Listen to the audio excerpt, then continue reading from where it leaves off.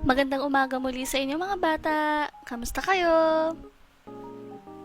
Ako rin, nasa mabuti din akong kalagayan. Bago tayo mag-umpisa, meron akong ipapakita sa inyo na mga larawan. Ang gagawin nyo ay huhulaan nyo kung anong mga ito. Ayan, ano yan? Magaling, iyan ay isang bata. Ano naman yan? Mahusay, iyan ay isang ibon.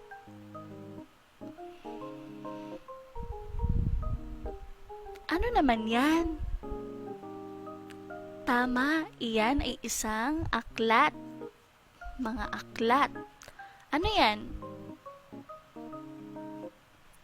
Magaling, iyan ay isang palengke. Ano naman yan? Tama, iyan ay isang kaarawan. Ngayon, ang pag-aaralan natin ay tungkol sa pangalan. Pag sinabi nating pangalan, anong ibig sabihin nito?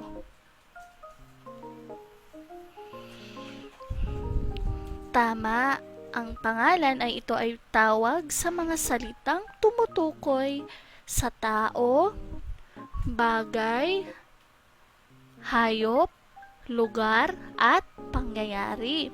Ngayon, balikan natin yung mga larawan na ipinakita ko kanina. Ang gagawin nyo ay uuriin nyo lamang ito kung ito ay tao, hayop, bagay, lugar, o pangyayari. Ayan, ang bata, sa tingin nyo, saan siya napapabilang? Magaling, ang bata ay napapabilang sa tao. Very good. Ayan. Tama, ang ibon ay napapabilang sa hayop. Ang mga aklat, sa tingin nyo kaya, saan sila napapabilang? Magaling, ang mga aklat ay napapabilang sa bagay. Ang palengke?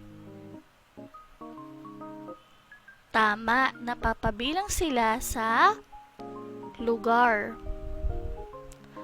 At ang kaarawan ay napapabilang sa tama, pangyayari. Okay. Ayan.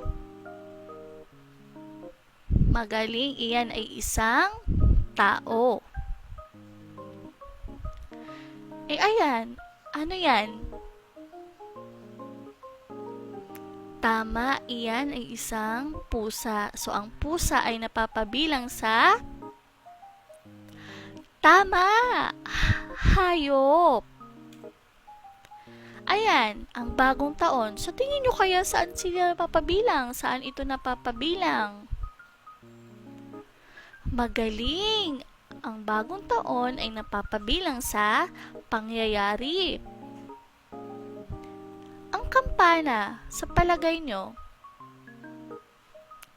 Tama, ito ay napapabilang sa bagay.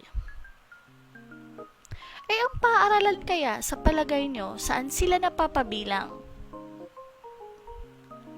Mahusay, napapabilang sila sa lugar. Magaling.